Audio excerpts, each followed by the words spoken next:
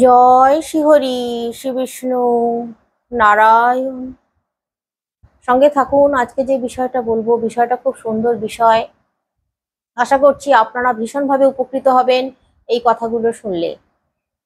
সিঁড়ির নিচে রাখতে নেই কোন জিনিসগুলো, আর কোন জিনিসগুলো সিঁড়ির নিচে রাখতে আছে।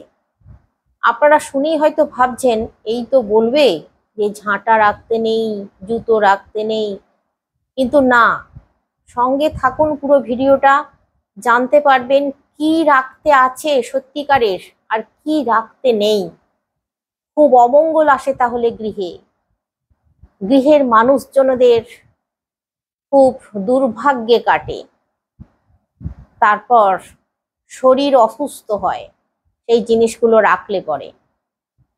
আর কিছু জিনিস আছে যেগুলো রাখলে গৃহে মঙ্গল আসে, শুভ হয়, আপনাদের জীবনে চলার পথে কোনো বাধা আসে না, সমস্ত কাজে সফলতা আসে, তারপর আপনাদের সংসারে সুখ শান্তি থাকে, ঝগড়াঝাটি অশান্তি ঝামেলা হয় না তাহলে।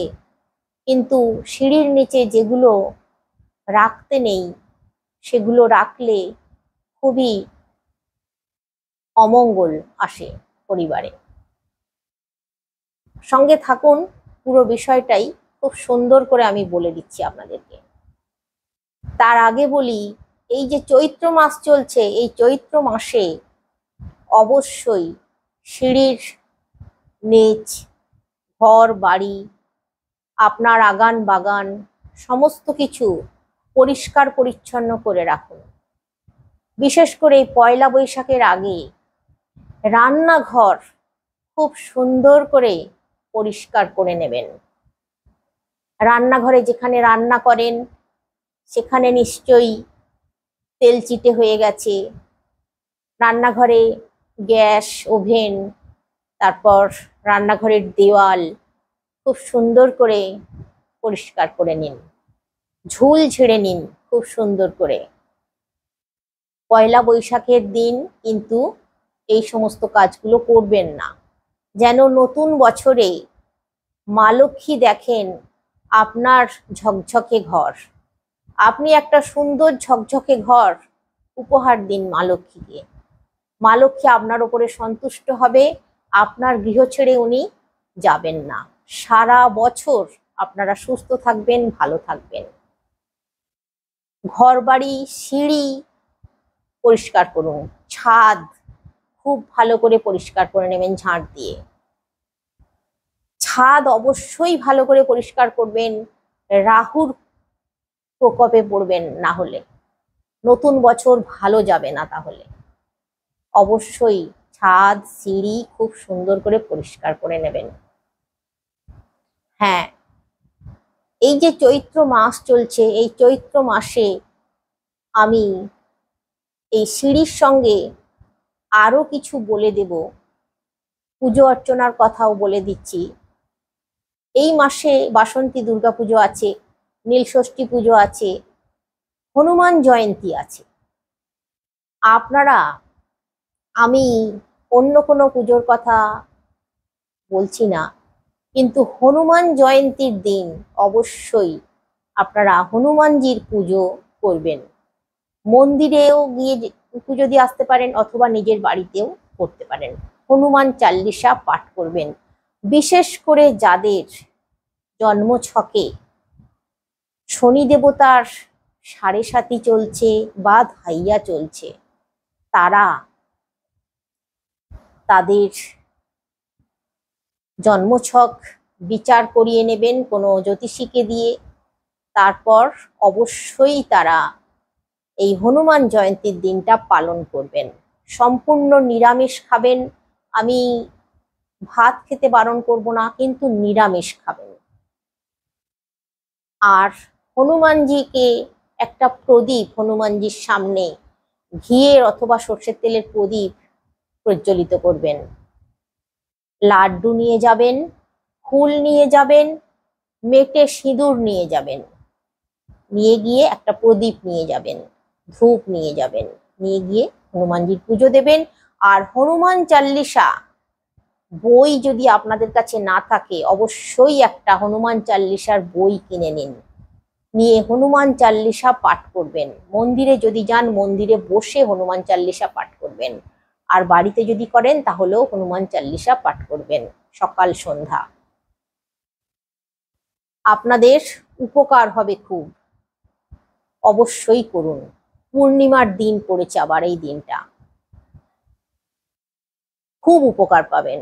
আপনাদের জীবনে বিপদ আপদ কম হবে। তারপর যদি এই দিন অশ্বত্থ গাছের গোড়ায় একটা সর্ষের তেলের প্রদীপ প্রজ্বলিত করে আসতে পারেন সন্ধ্যাবেলায়, তাহলেও খুব উপকার পাবেন। আপনাদের দেখবেন জীবনে বাধা বিপত্তিগুলো আসছে না, আর দুর্ঘটনাও ঘটবে না, খুব ভালোভাবেই থাকতে পারবেন, কোনো অসুবিধা হবে না। মিলিয়ে নেবেন আমার কথা। এরপর যে কথাটায় আসবো, আসল ভিডিওর মূল বিষয়ের কথায়, এটা বলছিলাম যে সিঁড়ির তলায় প্রথমেই বলবো কি রাখা যাবে না। সিঁড়ির তলায় বাথরুম ঘর করা চলে না একেবারেই। খুব অমঙ্গল, খুব অশুভ, ভীষণভাবে পরিবারে নেগেটিভিটি দেখা দেয়। যদি আপনারা বাথরুম করে ফেলেছেন, তাহলেও আমি তাদেরকে বলবো, যদি অন্য কোথাও জায়গা থাকে অবশ্যই বাড়ির বাইরে হলেও বাথরুম পায়খানা বানিয়ে নিন সেখানে।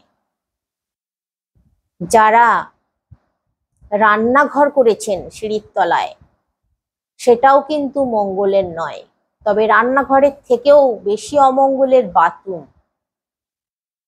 আর যারা রান্নাঘর করে ফেলেছেন, আমি তাদের জন্য বলবো, তাদের যদি কোথাও জায়গা থাকে, বারান্দার মধ্যেও যদি কোনো জায়গা থাকে, সেখানে রান্নার ব্যবস্থা করে নিন। সিঁড়ির তলায় রান্নাঘর করলে বাড়ির গৃহিণীরা যিনি রান্না করেন তিনি বারে বারে অসুস্থ হয়ে পড়েন। তাহলে সিঁড়ির তলায় রান্নাঘর করা উচিত নয় ওই জন্য। হ্যাঁ, এরপর যে কথাটা বলবো, সিঁড়ির তলায় কখনোই ইলেকট্রনিক্স যন্ত্রপাতি রাখা চলে না, সিঁড়ির তলায় রাখা উচিত নয় ইলেকট্রনিক্স যন্ত্রপাতি। সিঁড়ির নিচে ভুলেও কখনো বসার জায়গা, অতিথিদের বসার জায়গা বা নিজেদের বসার জায়গা করা উচিত নয়, কোনো চেয়ার রাখা উচিত নয়। সিঁড়ির নিচে জল ভর্তি বালতি বা ট্যাঙ্ক করা রাখা যায় না, খুব অমঙ্গলের, ভুলেও কিন্তু রাখবেন না। অনেকের দেখা যায় সিঁড়ির তলা দিয়ে যাওয়া আসার মেন রাস্তা, তারা অনেক সময় অ্যাকুয়ারিয়াম রেখে দেয়। ভুল করেও কিন্তু অ্যাকুয়ারিয়ামটা রাখবেন না সিঁড়ির তলায়। অনেকের বাড়িতে আমি দেখেছি তারা রাখে, কিন্তু এটা শুভ নয় মোটেই। অ্যাকুয়ারিয়াম রাখার অন্য জায়গা আছে, অবশ্যই বাড়িতে অ্যাকুয়ারিয়াম রাখা ভালো, কিন্তু সিঁড়ির তলায় নয়। অনেকের দেখা যায় সিঁড়ির তলায় হয়তো কেউ এক বোতল জল নিয়ে রেখে দিয়েছে সকালবেলা উঠে ধোয়াধুয়ি করার জন্য, বা বালতিতে করে জল নিয়ে রেখে দিয়েছে ধোয়াধুয়ি করার জন্য, সামনে যেহেতু মেন দরজার। সেটাও করবেন না, ওই জলটা ওখানে রাখবেন না, অন্য জায়গায় রাখুন, সেখান থেকে নিয়ে কাজ সারবেন, খুব ভালো। হ্যাঁ, এরপর যেটা বলবো, সিঁড়ির নিচে তাহলে কি রাখবেন। এখানে আর একটা কথা বলতে বাকি রয়ে গেল, সেটা বলে দিই। সিঁড়ির নিচে কখনো কারোর শোবার ব্যবস্থা করা উচিত নয়। হয়তো বাড়িতে অনেক সময় দেখা যায় যে জায়গার অভাবে সিঁড়ির নিচে তক্তপোষ পেতে কারোর শোবার ব্যবস্থা করা হচ্ছে, ভুলেও এটা করবেন না, খুব অমঙ্গল, খুব পরিবারে ভীষণভাবে অর্থনৈতিক দিকটা দুর্বল হয়ে যাবে, ধার দেনা ঋণে পড়ে যাবেন। কখনো এই কাজ করা যাবে না। এরপর যে কথাটা বলবো, সিঁড়ির নিচে তাহলে কি রাখবেন? আপনারা হয়তো এতক্ষণ ধরে ভাবছেন যে সিঁড়ির নিচে তাহলে কি রাখবো। অবশ্যই আপনারা জুতো রাখতে পারেন, কিন্তু জুতো রাখলেও জুতোগুলো ব্যবস্থা করে রাখতে হবে। জুতো রাখার যে স্ট্যান্ড পাওয়া যায়, সেই স্ট্যান্ডের মধ্যে বা র্যাক পাওয়া যায়, সেই র্যাকের মধ্যে জুতো গুছিয়ে ভালো করে রাখতে হবে, খুব ভালো। তাহলে আপনারা সিঁড়ির নিচে গাড়ি রাখতে পারেন, মানে কোনো মোটর সাইকেল, সাইকেল, বা সিঁড়ির নিচে আপনারা গ্যারেজ, অনেকের বাড়িতে আছে গ্যারেজ করা, সেখানে বড় গাড়িও ঢুকিয়ে রাখতে পারেন, খুব ভালো। আপনাদের যাত্রাপথ খুব ভালো হবে, খুব শুভ হবে সিঁড়ির নিচে যদি সাইকেল, মোটর সাইকেল, গাড়ি, এই সমস্ত জিনিসগুলো আপনারা রাখেন। আপনারা যখন প্রতিদিনের বেরোন, তো প্রতিদিনের দেখবেন আপনাদের খুব শুভ হবে, যাচ্ছেন যেখানে সেই কাজটাও খুব শুভ হবে, আর খুব ভালোভাবে আপনারা যেতে আসতে পারবেন গাড়ি রাখেন যদি। তো আপনারা এই জিনিসগুলো রাখতে পারেন। সিঁড়ির নিচে আপনারা আরো একটা জিনিস রাখতে পারেন, যেটা হচ্ছে ঝাঁটা। ঝাঁটা আপনারা রাখতে পারেন সিঁড়ির নিচে, কিন্তু ঝাঁটাটাকে একটু ব্যবস্থা করে রাখতে হবে। কিভাবে ব্যবস্থা করে রাখবেন হয়তো আপনারা বলছেন এতক্ষণ ধরে যে কিভাবে ব্যবস্থা করবো ঝাঁটা। আবার ঝাঁটাকে সবসময় শুইয়ে রাখবেন, আর সিঁড়ির মানে ঢোকা বাইরে বেরোনোর যে গেট আছে, সেই গেটের দিকে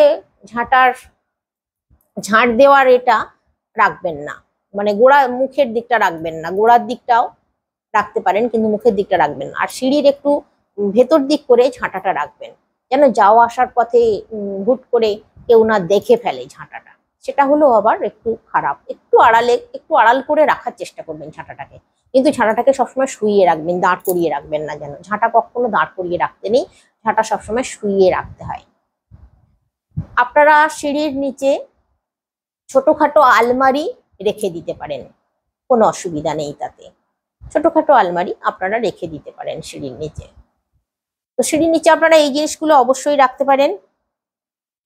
সিঁড়ির নিচে আপনারা সুন্দর করে অনেকে সাজানোর জন্য পেন্টিং করে, পেন্টিংও করতে পারেন। যদি আপনার ফাঁকা থাকে, জুতো টুতো না রাখেন, তাহলে আপনারা পেন্টিংও করতে পারেন, খুব ভালো, তাহলে সেটা হলেও চলবে।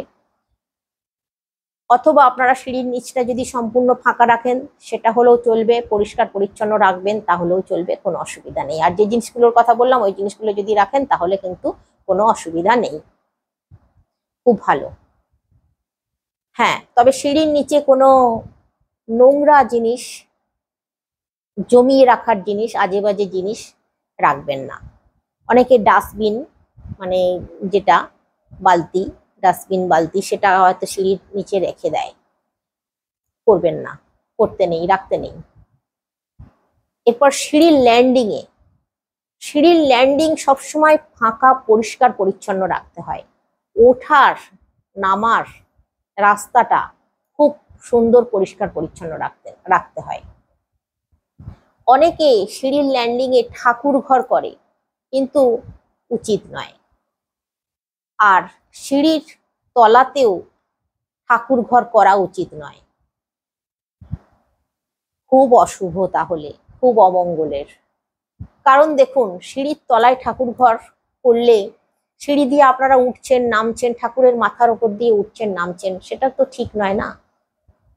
তারপর সিঁড়ির ল্যান্ডিং এও যে আপনারা ঠাকুর ঘর করবেন, সেখানেও করলেও কিন্তু একটা সমস্যা দেখা দেয়। যাওয়া আসার পথে আপনার গায়ের হাওয়া বারবার ঠাকুরের গায়ে লাগবে, এটা শুভ নয়।